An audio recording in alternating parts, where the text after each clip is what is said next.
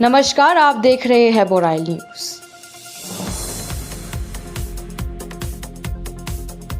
नौगांव में निःशुल्क होम्योपैथिक उपचार शिविर। नई दिल्ली में अनुभवी डॉक्टरों द्वारा स्वास्थ्य जांच। सोमवार को नौगांव के होयबर गांव में निःशुल्क स्वास्थ्य जांच शिविर का आयोजन किया गया। शिविर का आयोजन किसान इंदिरा फाउंडेशन द्वारा कामाख्या हरिद्वार स्टोर के सहयोग से किया गया था। एक दिवसीय उपचार शिविर सुबह 11 बजे से आयोजित किया गया और मरीजों को मुफ्त दवाएं वितरित की गई। नई दिल्ली के रहने वाले इस डॉक्टर ने कई जटिल बीमारियों से पीड़ित मरीजों को ठीक कराने के लिए पूरे देश में विशेष ख्याति अर्जित की है। तो चलिए आपको सीधा सुनाते हैं कि इस विषय में उद्यमी एवं डॉक्टर का क्या कहना है।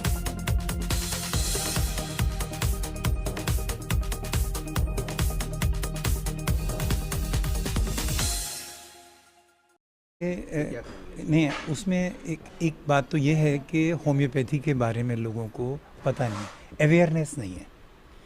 अगर हम देखें तो एलोपैथी बहुत आवश्यक है, 25-30% ज़िंदगी में आवश्यक है, अस्पताल में उसकी आवश्यकता है, लेकिन हमारी ज़िंदगी में 100% नहीं होनी चाहिए। हमारे घर में पहले दादी माँ की बातें होती थी। होम्योपैथी बेसिकली है क्या, जिसके बारे में लोगों को पता नहीं है। हमारे भगवान ने जब इंसान को बनाया था तो भगवान के दिमाग में डॉक्टर नहीं था, चिकित्सक नहीं था, चित्तवृत्ति थी, मनोवृत्ति थी। ये था ऐसा कर लो वैसा कर लो। कौन जानवर कोई दवाइयाँ खाता है? वास्तव में ये था कि अब तुमने इस वक्त भारी भोजन कर लिया है तो अगला भोजन वो होना चाहिए, सात्विक होना चाहिए। हमारे यहाँ एकादशी व्रत, पूर्णमासी का व्रत, ये सब चीज़ें परंपराएं ख़त्म हो गई। डायबिटीज़ इसीलिए घर घर में पहुँच गई।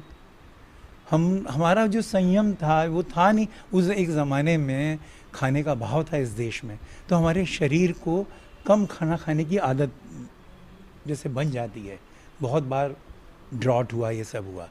अब ईश्वर की असीम अनुकंपा है, हमारे यहाँ भरपूर आ गया, सबके घरों में खाने की पूरा है। तो हम लोगों ने उन आदतों पे उसको जोड़ते हुए व्रत उपवास की बात करी गई थी, जो हमारी ज़िंदगी में चलेगा। अगर आप 10 लोगों से पूछेंगे, शायद 2 लोग व्रत रखते होंगे सप्ताह में या 15 दिन में पूर्णमासी। हमारे यहाँ देखिए 2 बार तो नवरात्रि आते हैं, इसीलिए तो हमने वो सब चीज़ें छोड़ी। अब जहाँ तक होम्योपैथी और एलोपैथी की बात है, एक बात तो ये है कि होम्योपैथी के बारे में अनअवेयर हैं लोग। होम्योपैथी में कोई केमिकल्स ऐसा डायरेक्ट नहीं इस्तेमाल होते। होम्योपैथिक दवाई नेचुरल इम्यून सिस्टम को बूस्ट करती है और आपके उस विजडम को प्रिवेल कराती है, विवेक को जागृत करती है। जो आप जाने अनजाने में आपने क्रोध ज़्यादा कर लिया, आप दुखी ज़्यादा हो गए, ये सब कारण है। मूल में अगर आप देखेंगे, कैंसर द्वंद्व का बीमारी है। शरीर का तो इलाज कर रहे हैं, जैसे मैं अभी बता रहा था कि लिवर तब प्रभावित होता है, या तो खान पान से होता है, शराब से होता है, या फिर खाने का अकाल हो जाए, नौकरी चली जाए, कुछ चली जाए। आप कोई भी जॉन्डिस का केस देख लीजिए, कोई ना कोई ऐसी घटना ज़रूर हुई होगी। लिवर तभी अफेक्टेड होता है, चाहे वो कैंसर लिवर हो। ब्रेस्ट का कैंसर है, वो तब होता है, ब्रेस्ट जुड़ा हुआ है बच्चों से। अगर किसी माँ का बच्चा दुखी है, परेशान है, तो संभावना ज़्यादा हो जाएगी। हस्बैंड से कोई द्वंद्व है तो भी ब्रेस्ट में तकलीफ हो सकती है।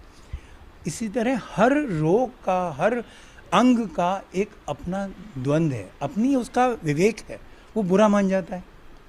पैनक्रियाज है, अगर कहीं माता पिता ने कहीं बांटने में अपनी प्रॉपर्टी में कुछ ऊंच नीच, एक भाई को ज़्यादा एक को कम दे दिया, तो पैनक्रियाज वहाँ इफेक्टेड हो सकता है। इंटेस्टाइन्स तब प्रभावित होती हैं, आते हैं हमारी, जब क्रोध बहुत आता है। कोई क्रोध की ऐसी बात जो हज़म नहीं हुई तो हज़म ख़राब होता है। ये हमारी पुरानी बातें हैं जो होम्योपैथी के माध्यम से हम लोगों को बता रहे हैं। अब पिछले दिनों कोविड का एक बहुत बड़ा, पता नहीं यहाँ असम कितना प्रभावित हुआ, दिल्ली तो बहुत ज़्यादा प्रभावित थी। मैंने ये मेरा 5 साल पहले ये मोटो एक ठो रहा था कि अपने बैनर में, या मतलब क्या है कि आप समाज में कुछ भी करने जाते हैं तो बहुत सारी अड़चन आती है, जिसमें क्या है कि आपको काफ़ी लोगों से मेल मिलाप रखना पड़ता है, या कुछ भी आगे करने के पहले उनका सुझाव लेना पड़ता है, या उनसे परमिशन लेना पड़ता है। तो उसी समय मेरे मन में एक विचार आया कि क्यों ना मैं मेरे माता पिता के नाम से एक फाउंडेशन क्रिएट करके जनहित के लिए कुछ कर सकूं। जो भी हम लोग कुछ भी अपने इनकम सोर्स में से कुछ भी एक बचा के कुछ भी एक अमाउंट जो जनहित के लिए अच्छा हो, ज़रूरतमंद के लिए अच्छा हो, ताकि क्या है कि हम लोग को किसी और पे डिपेंडेंट ना होना पड़े। क्योंकि आजकल के भाग दौड़ वाले समय में किसी के पास समय नहीं होता है, तो इसीलिए मैंने ये सोचा कि मेरे मदर और फादर के नाम से ये संस्था क्रिएट की गई है, किशन इंदा फाउंडेशन। तो इसमें हम लोग का यही रहता है कि हम लोग मतलब हर गली नुक्कड़ जहाँ तक हम लोग सक्षम हो या जहाँ तक हम लोग पहुँच पाएँ वहाँ तक हम लोग पहुँचने की कोशिश कर रहे हैं। तो आगे भी हमने सिविल हॉस्पिटल में, जैसे मेरे फोर फादर्स है रामानंद जय किशन के नाम से भी एक सिविल में भी एक हॉस्पिटल का एक तो केबिन उनके रूप में है, तो वो प्रेरणा उनको मेरे फोर फादर से भी मिला, मेरे पूर्वज से भी मेरे को मिला। और आज ये जो हम लोग फ्री कैंप जो कर रहे हैं ये सर के बैनर में कर रहे हैं। इनसे मेरा परिचय करीबन 1 साल पहले हुआ, जौहरी सर से। तो ये होम्योपैथिक के बहुत बड़े स्पेशलिस्ट है और इन्होंने मैंने बड़े से बड़े रोग जेनेका थोड़ी लोग अपनी डांगोर रोग अपनी कब पारे कैंसर निचिना बेमार होक बा लिवर डैमेज बेमार होक बा जिकोनो धৰণৰ মানে বেমাৰ হোক, তো আমি মানে মই বহুতো মানে এইটো খবৰো পাইছোঁ কি তেওঁ 80% ৰিজাল্টত মানে তেওঁ 80% ৰিজাল্টটো তেওঁ ভাল হৈছে বুলি। এইটো কাৰণে মই ভাবিছোঁ কি মোৰ এটা সৰু আৰম্ভ যদি মই নগাঁৱৰ পৰা যদি কৰিব পাৰোঁ, এইটো মোৰ কাৰণে এটা বহুত মানে ডাঙৰ এটা এইটো হ'ব কি মই কিবা এটা ৰাইজৰ কাৰণে কৰিব পাৰিছোঁ। কাৰণ চাওক মই এটাই ভাবোঁ নিজৰ কাৰণেতো চবে চব কৰে, কিন্তু যদি ৰাইজৰ কাৰণে আপুনি নিস্বাৰ্থভাৱে যদি কিবা এটা কৰিব পাৰে এইটো মানে কিবা এটা মানে কৰি ভাল লাগে। আৰু মানে মোক এইবিলাক মানে এইটো মানে মোক সৰুৰ পৰাই মানে এইটো এটা আছে মানে কি নিজৰ কাৰণে খালি ভাবিব নালাগে, ভাবিলে মানে চবৰ কাৰণে ভাবাটো। আৰু যদি চবে কিবা এটা যদি ভাল পাব তেতিয়া সিহঁতৰ দুৱাটো যিটো আছে এইটো আমাৰ ল'ৰা ছোৱালীও এইটো শিকি আহিব। তে ছাৰৰ বেনাৰত মই এই অপৰচুনিটিটো পালোঁ আৰু মই ছাৰক যিমানে ধন্যবাদ দিম, কাৰণ তেওঁ নিজৰ ইমান বিজি চিডিউল হোৱা পাছতো তেওঁ আমাৰ কথাটো ৰাখিছে আৰু ইয়াত নগাঁও আহিছে। এইটো কাৰণে মই ছাৰক যিমানো ধন্যবাদ জনাম আমাৰ অসমবাসী হৈ বা নগাঁওবাসীৰ পৰা, এইটো মই মানে শব্দত আৰু ছাৰক মানে মই বুজাব পৰা নাই।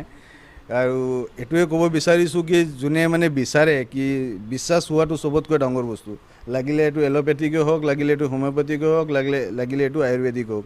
কিন্তু মই চবকে এইটোৱে ক'ব বিচাৰিছোঁ লাগিলে আজি আমাৰ য়াং জেনেৰেশ্যন হওক, কাৰণ আমাৰ য়াং জেনেৰেশ্যনৰ কাৰণে কি আছে আমাক সব বস্তু ইজি লাগে, মানে সব বস্তু সুবিধাত লাগে। তো সুবিধাত হ'লে কি হয় আমি এলোপেথিকৰ পিনে গুচি যাওঁ মানে।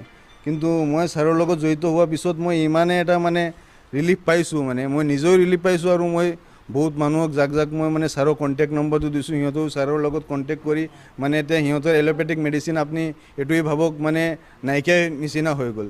কিন্তু কি আছে আপোনাক হোমিঅ'পেথিক মেডিচিনটো মই যিমানখিনি মানে চালোঁ আৰু এইটো মানে অলপ টাইম ল'ব, কিন্তু মানে এইটো ফ্ৰম দি চয়েল মানে গ্ৰাছ ৰুট লেভেলৰ পৰা মানে বস্তুটো গোটেইখিনি চেছ কৰি দিয়ে মানে।